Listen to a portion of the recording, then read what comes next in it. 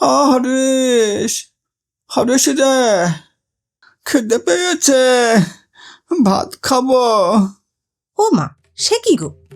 10টার সময় যে আমি নিজের হাতে খাইয়ে এসেছি। বুড়ো বাহুত্তরে মরেও না, 7 কাল জ্বালাবে। আহা বড় বউ, ছেলেপিলের সামনে। কি ছেলেপিলে সামনে?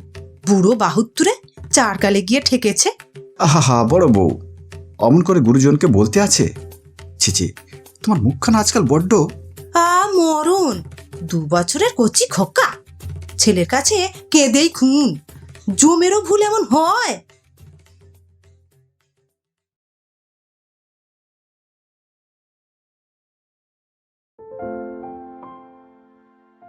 একটি বাড়ির ভিত্তি যেমন মাটির গভীরে থাকে, তেমনি আমাদের পরিবারে দাদু হলেন সেই অদৃশ্য মজবুত ভিত্তি। তার কুঁচকে যাওয়া চামড়ার ভাঁজে লুকিয়ে আছে অগণিত অভিজ্ঞতার গল্প, আর চোখের চশমার পুরু কাঁচের ওপারে ঝিলিক দেয় এক রাস স্নেহ। বিকেলের রোদে ইজি চেয়ারে বসে যখন তিনি পুরানো দিনের কথা বলেন, তখন মনে হয় সময় যেন থমকে দাঁড়িয়ে সেই সব ইতিহাস শুনছে। দাদু মানেই প্রতিটি সংকটে এক জীবন্ত অভিধান, যার প্রতিটি পাতা আমাদের জীবনের নতুন কোনো পাঠ শেখায়। তো এই রকমই এক দাদুর গল্প নিয়ে উপস্থিত হয়েছি আজ আমরা আপনাদের কাছে। নমস্কার বন্ধুরা, আপনাদের সবাইকে স্বাগত জানিয়ে শুরু করছি আজকের গল্পের আসর। তো চলুন শুরু করা যাক আজকের গল্প। আজকের গল্প প্রাণের সাহিত্যিক বিভূতিভূষণ বন্দ্যোপাধ্যায়ের দাদু।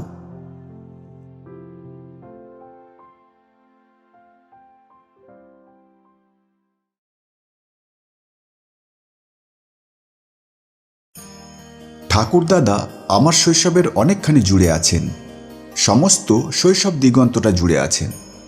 ছেলেবেলায় জ্ঞান হয়েই দেখেছি আমাদের বাড়িতে তিনি আছেন। তার বয়স হয়েছিল প্রায় 100।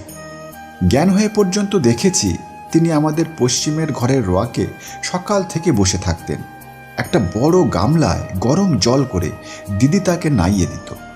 ঠাকুরদাদা চোখে ভালো দেখতে পেতেন না। তাকে সকালে হাত ধরে রোয়াকে নিয়ে এসে তার জায়গাটিতে বসিয়ে দিতে হতো। তামাক সেজে দিত দিদি। কেবল মা ঠাকুরদার ভাতের থালাটি নিয়ে গিয়ে তাকে খাইয়ে আসতেন। দিদি আবার তামাক সেজে দিত। কিছুক্ষণ পরে ঠাকুরদাদা বসে বসে আপন মনে কি বকতেন। একটু বেশি বেলায় বাবা নায়েবি করে কাছারি থেকে ফিরে বাড়ি ঢুকলেই ঠাকুরদাদা অমনি কান খাড়া করতেন। হরেশ। হ্যাঁ বাবা। বাবা হরেশ, আমার আমার বড্ড খেতে পেয়েছে। সে কি বাবা, আপনাকে এখনো ভাত দেয়নি? না না বাবা, খিদে মরছে।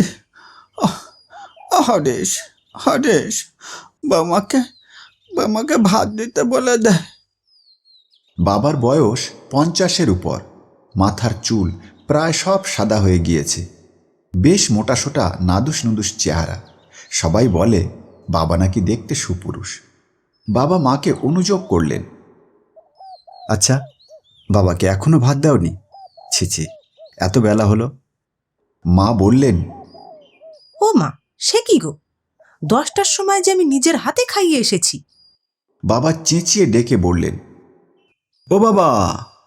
কি হরিশ, আপনাকে আপনার বৌমা খাইয়ে এসেছে যে। কি বলছেন আপনি? না না না, ও হরিশ, মিথ্যে কথা, মিথ্যে কথা। আমার কেউ ভাত দেয়নি, না খেয়ে মলাম আমি। বলেই ঠাকুরদাদা ছেলে মানুষের মতো খুঁত খুঁত করে কান্না শুরু করে দিলেন। মা রাগ করে বলে উঠলেন, বুড়ো বাহুত্তরে মরেও না, 7 কাল জ্বালাবে। তোমার স্বাদের হিমি গিয়ে তোমারে খাওয়াক মাখাক। আমি আর যদি কাল থেকে তোমারে দেখি, তবে আমি বেনি মুখুজ্জের। বাবা দুঃখিত স্বরে বললেন, আহা বড় বউ, ছেলেপিলের সামনে। কি ছেলেপিলে সামনে? কে না জানে সোহাগের হিমির কথা? বুড়ো বাহুত্তরে 4 কালে গিয়ে ঠেকেছে। আহা বড় বউ, অমন করে গুরুজনকে বলতে আছে? ছিছি, তোমার মুখখানা আজকাল বড্ড। ঠাকুরদাদা তখনও কিন্তু কাঁদছেন ছেলে মানুষের মতো। কান্নার মধ্যেই ডাকলেন, হরেশ, হরেশ। যেন অসহায় আর্ত বালক তার একমাত্র আশ্রয়স্থল পিতাকে ডাকছে। বাবা জামাটামা না খুলেই ছুটে গেলেন, সান্ত্বনা সুরে বললেন, কি বাবা, কি? আমি ভাত খাবো, আমি ভাত খাবো, আমি না খেয়ে মরলাম। হরিশ, ওরা আমারে না খেতে দিয়ে মারবে। বাবা বাবা বাবা কাঁদবেন না, কাঁদতে নেই, ছি অমন কাঁদতে আছে। মা অমনি এ রক থেকে বলে উঠলেন, মরণ, বুড়ো বাহুত্তরের মরণ দেখো না। 2 বছরের কচি খোকা ছেলের কাছে কেঁদেই খুন। জমেরও ভুল এমন হয়? বাবা বলেন, আহ চুপ করো না বড় বউ, কি করো? ঠাকুরদাদা আবার বলেন, খেতে পেয়েছে, ভাত খাবো। আচ্ছা আচ্ছা আমি দেখছি, আপনি চুপ করুন। অবশেষে আবার সামান্য দুটি ভাত বাবা নিয়ে দিয়ে এলেন। ঠাকুরদাদা দিব্যি খেতে বসে গেলেন আবার। মুখে আর হাসি ধরে না। আমরাও ঠাকুরদাদার কাণ্ড দেখে হেসে বাঁচি নে। এমনি একদিন নয়, মাসের মধ্যে 10 দিন হতো। ইতিমধ্যে দিদি শ্বশুর বাড়ি চলে গেল। বাবাকে দেখতাম ঠাকুরদাদার যত কিছু কাজ নিজের হাতে করতেন, কিন্তু তার সময় নেই। সকালে উঠে সন্ধ্যানিক করে জল বাতাসা খেয়ে তিনি বেরিয়ে যেতেন কাছারির কাজে। দুপুরে এসে খেয়ে সামান্য বিশ্রাম করে কাজে বেরোতেন। ফিরতে রাত 8টা-9টা বাজত। এসেই ঠাকুরদার ঘরে ঢুকে জিজ্ঞেস করতেন, বাবা শরীর ভালো আছে? এদিকে ঠাকুরদাদাও সারা দিনের যত অভাব অভিযোগের কাহিনী জমিয়ে রাখতেন ছেলের সামনে পেশ করবার জন্যে সেই সময়। আর বাবা শরীর ভালো, একটু একটু তামাকটা কেউ সাজিয়ে দেয় না, টিকে ভিজে, আগুনও ধরে না। আজ এমন মশা কামড়াতে লাগলো দুপুরবেলা, মশারিটা কেউ টাঙিয়ে দিলে না। দেখ না পিঠটা। তারপর কাঁদা কাঁদা সুরে বললেন, তুই তুই একটু হাত বুলিয়ে দে না হরিশ। বাবা বসে বসে হাত বুলিয়ে দিতে থাকেন। তুই তুই বাড়ি না থাকলে আমাকে সবাই অগ্রাহ্য করে। এক ঘটি জল চাইলে সময় মতো দেয় না বাবা। সত্যি তো? আহা, আমি সব বলে ঠিক করে দেবো কোন। দেশ দেশ ভালো করে বলে দিয়ে যাস তো। দেব বাবা। তোর খাওয়া হয়েছে তো? না বাবা, এই তো এলাম। যা তুই যা, হাত পা ধুয়ে জল টল খা, যা। তোকে পেট ভরে খেতে দিচ্ছে তো? হ্যাঁ বাবা। দেখি সরে আয় তো দেখি, একটু মোটা সোটা হলি না, সেই রকম আছিস? হ্যাঁ,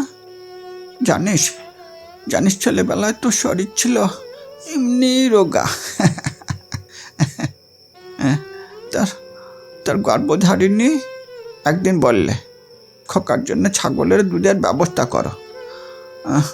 তো তখন মেহেরপুরে নীলকুঠিতে কাজ করি, সেইখানেই তো তোর জন্ম, জানিস তো। হ্যাঁ, মেহেরপুরের ওই কি বলছিলাম ভুলে গেলাম, যা, আজকাল কিছু মনেও থাকে না। ছাগলের দুধ?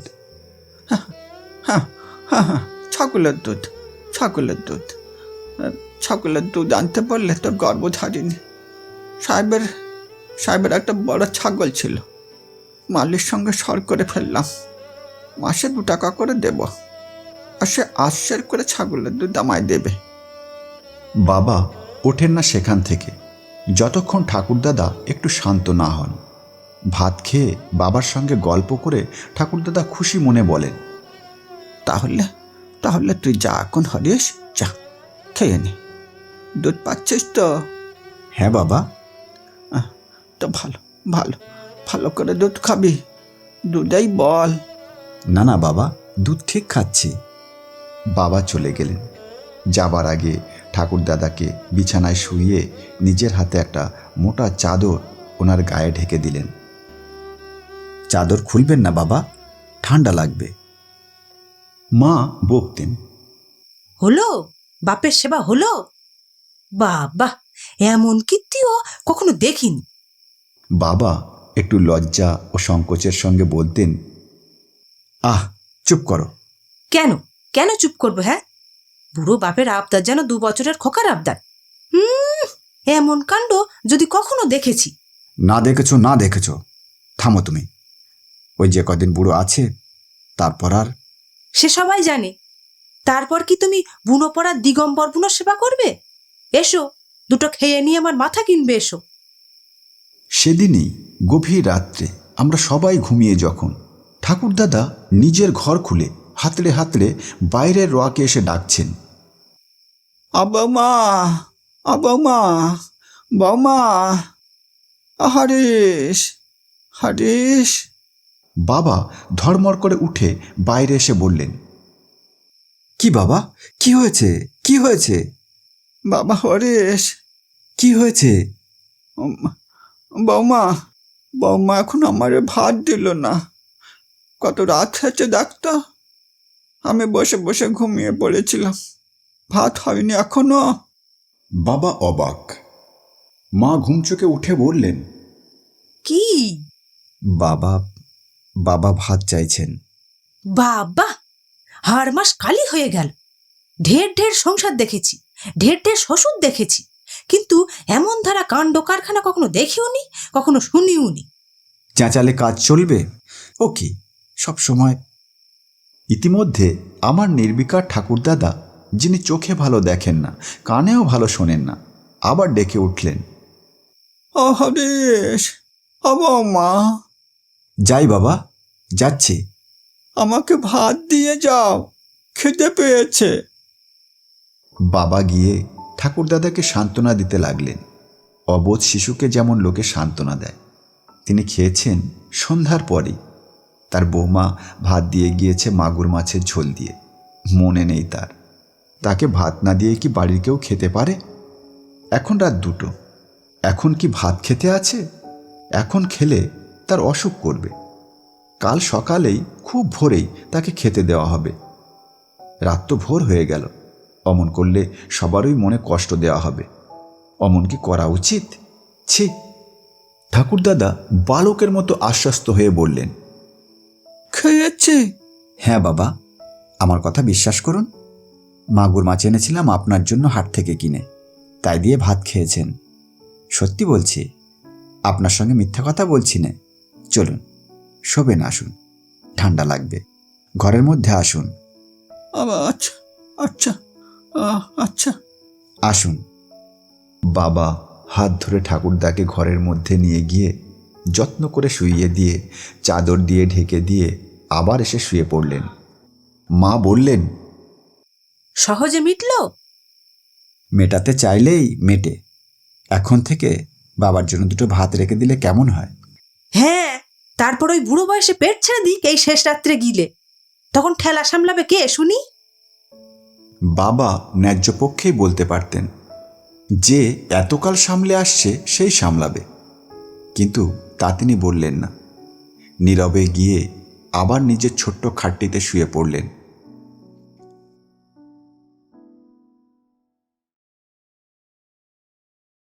কাছারির কাজে বাবাকে কয়েকদিনের জন্য গোয়াড়িতে গিয়ে থাকতে হলো।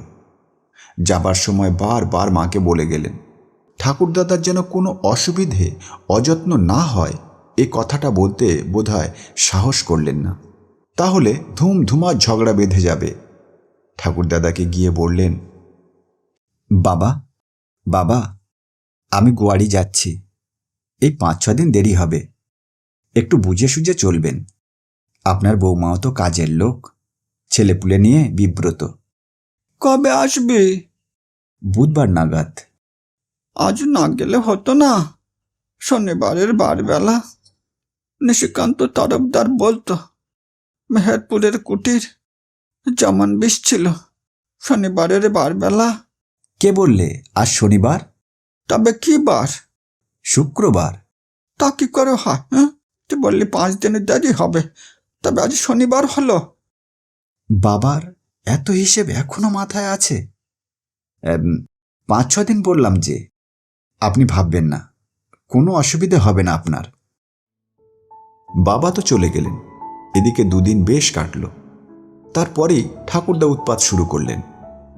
রোজ সন্ধ্যার পর অভ্যাস মতো বলেন, হরেশ, হরেশ রে। কেউ উত্তর দেয় না। মা আমাদের চোখ টিপে বারণ করে দিতেন বাবা বাড়ি আসেননি এ কথা বলতে, কারণ তাহলে ঠাকুরদাদা উদ্বিগ্ন হয়ে উঠবেন। হরেশ, বাড়ি এলে? হরেশ। আমি মায়ের শিক্ষা মতো বলতাম, না, এখনো আসেনি বাবা।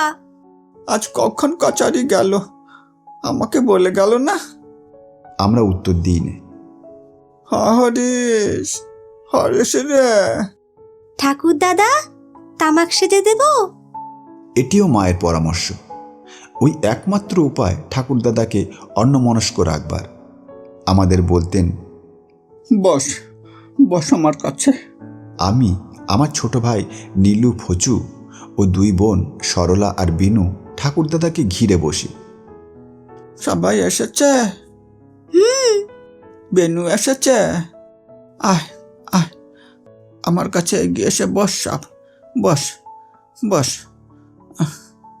শোন, সদরবনে 156 নম্বর লাটে আমার মনিবের কাচারি ছিল। পাইকপাড়ার রাজা ঈশ্বরচন্দ্র সিং মস্ত বড় জমিদার ছিল। আমি যেখানে থাকতাম সে কাচারির নাম ছিল গরানহাটির কাচারি। সুন্দরী আর গরান কাঠের জঙ্গল কিনা, তাই নাম ছিল গরানহাটি। একবার নোনাতলার খালে আমাদের ডিঙি লেগেছে। মাঘ মাসের দিন, জলে শন নেমেছে। সে কি ঠাকুরদা? শন মানে জুবার, আর বেসন মানে ভাঁটা। বেসনে নৌকা চলে না, সামনে নোঙর করতে হয় ওদিকের গাঙে। তারপর কি বলছিলাম, কি যেন বলছিলাম? ওই হলো মুশকিল। ঠাকুরদাদার কাছে গল্প শোনবার সুখ নেই, কেবল ভুলে যাবেন। বলছিলেন শোন নেমেছে জলে। হ্যাঁ, হ্যাঁ, তারপরে দেখে এক মস্ত বড় বাঘ জলে ডিঙির পাশে জল খাচ্ছে। আমাদের সঙ্গে উজির আলী বিশ্বাস ছিল বড় শিকারী। সে অমনি বন্দুকের চোখ বাগিয়ে এক দাবার করলে, 1 দাবার 2 দাবার, বাস, বাঘ উল্টে পড়ল খালের জলে। হ্যাঁ মনো, কি? তোর বাবা এলে? না, এখনো আসেননি। গিয়ে দেখে এসো দাদা ভাই আমার। হরিশ, হরিশ রে। আসেননি বাবা, গল্প বলুন ঠাকুরদা। দেখে এসো না দাদা ভাই। দেখতে হবে না, আসেননি। এলে আপনার সঙ্গে কথা বলতেন না? ঠাকুরদাদা আবার গল্প বলতে শুরু করলেন। বাঘের গল্প জমাতে পারলেন না, কেবল ভুলে যান, আবার গোড়া থেকে শুরু করেন, উল্টোপাল্টা করে ফেলেন। কখনো বলেন শিকারীর নাম উজির আলী বিশ্বাস, কখনো বলেন তার নাম আজিমুদ্দি বিশ্বাস। এমন সময় মা ভাত নিয়ে এলেন। আমরা বললাম, ঠাকুর দাদা, ভাত এনেছেন মা। ও, এসো বৌমা, এসো। কি রাঁধলে? মাছের ঝাল আর চচ্চড়ি। হরিশ আসেনি বৌমা? না। এখনো এলো না? রাত তো অনেক হয়েছে। হ্যাঁ, রাত বেশি হয়নি। আপনি খেয়ে বসুন, আমি দুধ আনি। হরিশ এলে বলো আমার সঙ্গে যেন দেখা করে। মা চলে গেলেন। ঠাকুরদাদার সামনে দাঁড়ালে ঝুড়ি ঝুড়ি কথা বলতে হবে। ঠাকুরদাদা খাওয়া শেষ করে কিন্তু অন্য দিনের মতো শুতে গেলেন না। ঠায় অনেক রাত পর্যন্ত রোয়াকে বসে রইলেন, আর কেবল মাঝে মাঝে যার তার পায়ের শব্দ শুনে বাবার নাম ধরে ডাকতে শুরু করলেন। অনেক রাত্রে মা বললেন, বাবা, আপনি এবার শুয়ে পড়ুন। ফুচুকে পাঠিয়ে দিই আপনাকে শুয়ে আসুক। হরিশ এসেছে? না। কেন এলো না এখনো? আপনার কিছু মনে থাকে না। তিনি গুয়ারি গিয়েছেন, মনে নেই? বুধবারে আসবেন, আপনাকে বলে গেলেন যে। শুয়ে পড়ুন। ঠাকুরদাদা বসে কি ভাবলেন, কথার উত্তর দিলেন না। হয়তো মনে পড়ল বাবার গোয়ারিয়া যাওয়ার কথা। ফুচু গিয়ে তাকে শুইয়ে দিয়ে এলো। অনেক রাতে শুনলাম ঠাকুরদাদার ঘর থেকে কান্নার শব্দ আসছে। মা শুনে বললেন, দেখে আয় তো কি হলো। গিয়ে দেখি ঠাকুরদাদা বিছানার উপরে উঠে বসে কোণের দিকে হাত বাড়িয়ে লাঠি হাতড়াচ্ছেন। তিনি নাকি এক্ষুনি বাবার সন্ধানে বেরোবেন। বাবা কেন আসেননি এখন? তিনি মোটেই ঘুমোতে পারেননি নাকি? আমরা জানি এ কথা ঠিক নয়। ঠাকুরদাদা বসে বসে ঢুলে পড়েন। তিনি না ঘুমিয়ে আছেন এত রাত পর্যন্ত। ইস, তার জানি না। ঠাকুরদাদাকে বোঝাবার অনেক চেষ্টা করলাম। অবশেষে মা গিয়ে কড়া সুরে বললেন, আচ্ছা বাবা, আপনার কাণ্ডখানা কি শুনি? ওরা ছেলে মানুষ, ওদের ঘুমোতে দেবেন না একটু? 100 বার আপনাকে বলা হচ্ছে তিনি গুয়ারি গিয়েছেন, গুয়ারি, বুধবার আসবেন। আপনি কিছুতেই তা শুনবেন না। রাত দুপুরে উঠে বাঁধিয়ে দিয়েছেন গোলমাল। ওই রকম করলে থাকুন আপনি আপনার সংসারে, আমি একদিকে বেরুই। মাকে ঠাকুরদাদা ভয় করতেন। মা ঘরে পা দিতেই তিনি বেশ নরম হয়ে এসেছিলেন। সুরসুর করে চাদর মুড়ি দিয়ে শুয়ে পড়লেন।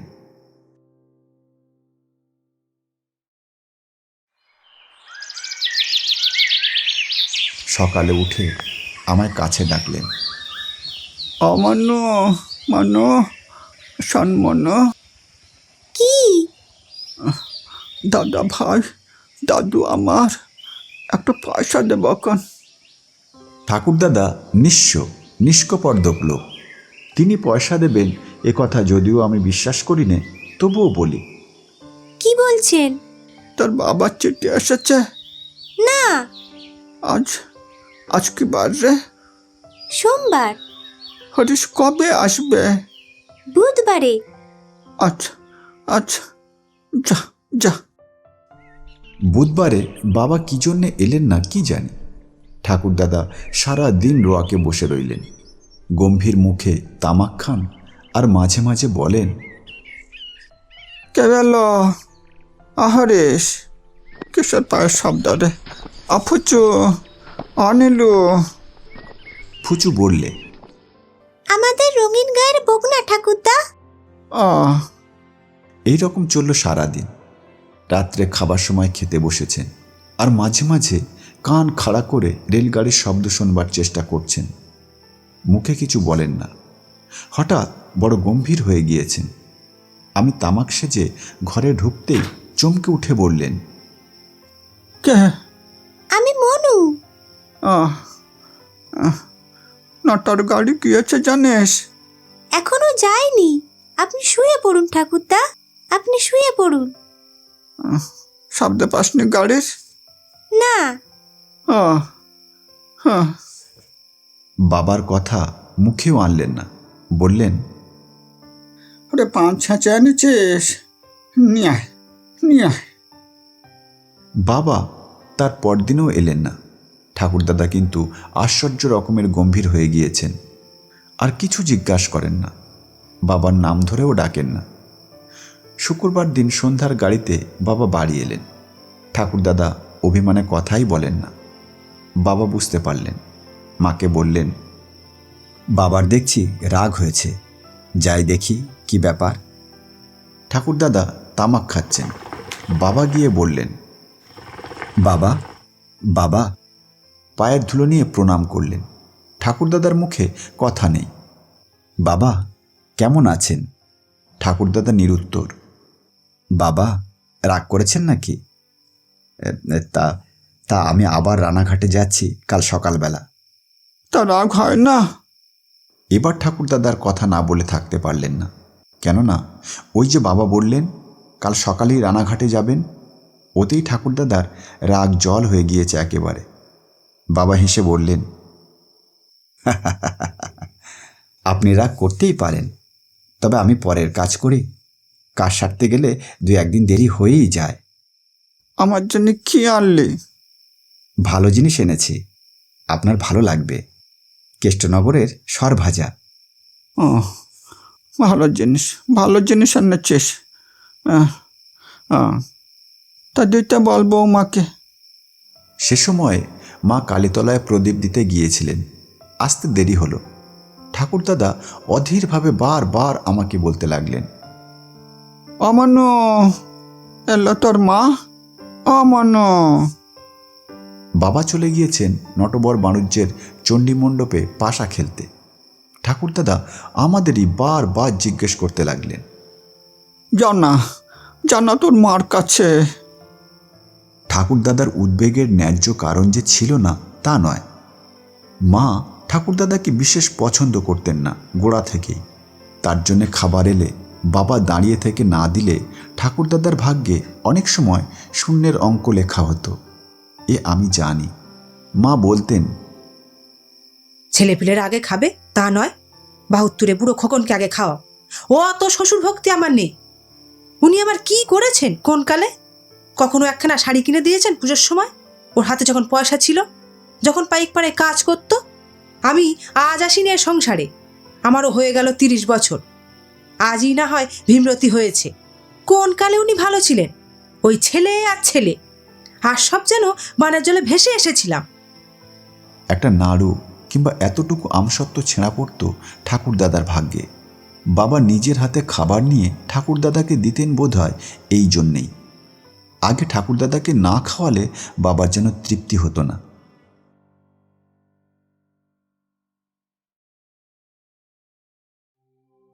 আষাঢ় মাসে ঠাকুরদাদা জ্বরে শয্যাশায়ী হয়ে পড়লেন। আর উঠতে পারেন না। বাবা তাকে বিছানা থেকে উঠিয়ে মুখ ধুইয়ে কাপড় ছাড়িয়ে ওষুধ খাইয়ে দেন। বেদানা রস করে মিছরির গুঁড়ো মিশিয়ে খাওয়ান। কাছারি থেকে আসার পথে ঠাকুরদাদার ঘরে কিছুক্ষণ বসে তবে এসে স্নানাহার করেন। কি উদ্বেগ তার ঠাকুরদাদার অসুখের জন্য। মাকে বলতেন, বাবার জ্বর কত দেখেছিলে? উনি তো ভুলে যান, ওষুধগুলো ঠিক মতো দেবে। সেরে উঠেও ঠাকুরদাদা প্রায় 2 মাস বিছানা ছেড়ে উঠতেই পারেন না। বাবা আজ ছাগলের দুধ, চাল কুমড়োর মেঠাই, পরশু আমলকির মোরব্বা, যে যা বলে তাই জোগাড় করে নিয়ে এসে খাওয়ান ঠাকুরদাদা গায়ে বল পাবেন বলে। ঠাকুরদাদাও হয়ে গেলেন একেবারে বালো।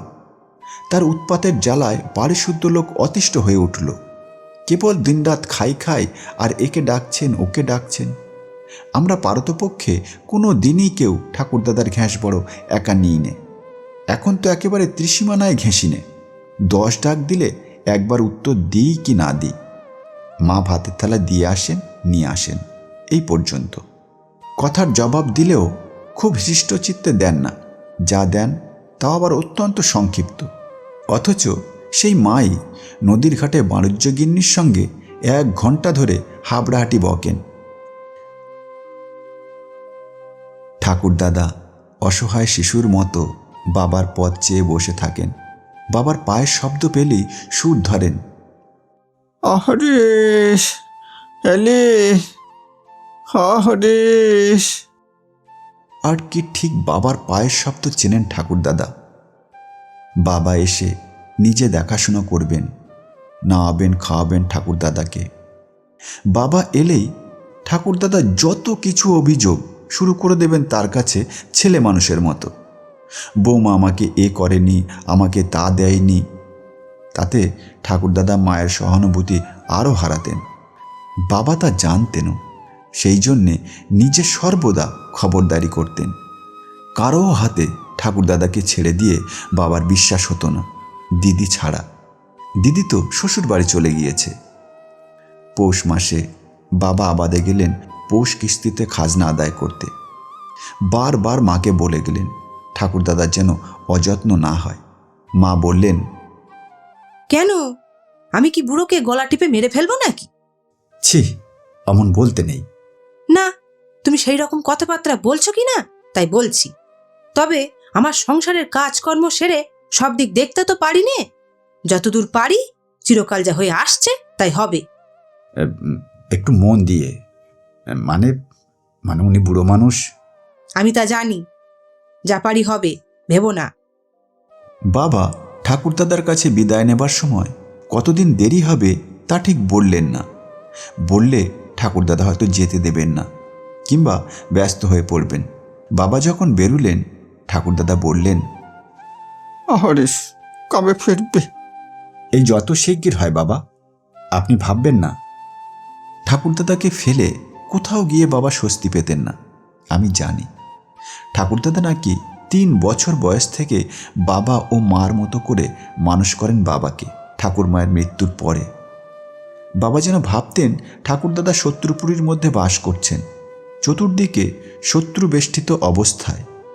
একমাত্র আপনার জন তিনি নিজে চোখে চোখে রাখতেন, এই জন্য সর্বদা কারো হাতে ছেড়ে দিয়ে বিশ্বাস করতেন না। বলা বাহুল্য, ঠাকুরদাদা তো নিজেকে অসহায় শত্রুবেষ্টিত বলে মনে করতেনই। বাবা এবার বাড়ি ফিরতে বড় দেরি করতে লাগলেন।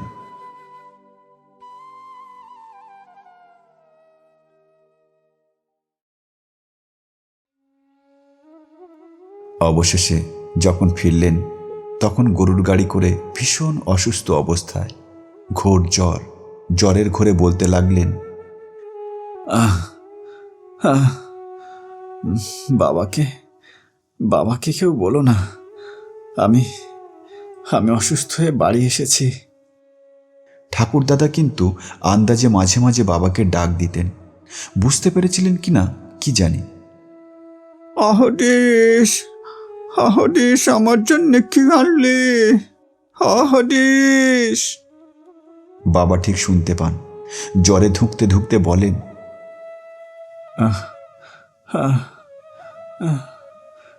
বাবা বাবা বাঁচতে আমার যেন কিছু না হয়, হে ভগবান। তাহলে তাহলে মরেও আমি সুখ পাবো না। অসুখ বড় বাড়ল। জেলা থেকে ডাক্তার এসে দেখল 2 দিন। সংসারের পুঁজি ভেঙে বাবার চিকিৎসা হলো। একদিন বড় বাড়াবাড়ি হলো। ঠাকুরদাদাকে আর দেখাশোনা করার লোক নেই। বাবাকে নিয়েই সবাই ব্যস্ত। গ্রামের ত্রিলোচন ঠাকুরদাদার কাছে বসে তাকে বাজে গল্পে ভুলিয়ে রাখলে। সবাই বলতে লাগলো, সুবোধ বোধহয় আর বাঁচবে না। আহা, বুড়োর কি কপাল। বাবার মৃত্যু হলো শেষ রাত্রে। ঠাকুরদাদা তার কিছুই জানেন না, গভীর ঘুমে অচেতন। খুব ভোরে বাড়িতে এসে ত্রিলোচন চক্রবর্তী ঠাকুরদার হাত ধরে ছুতো করে বাইরে নিয়ে গেল।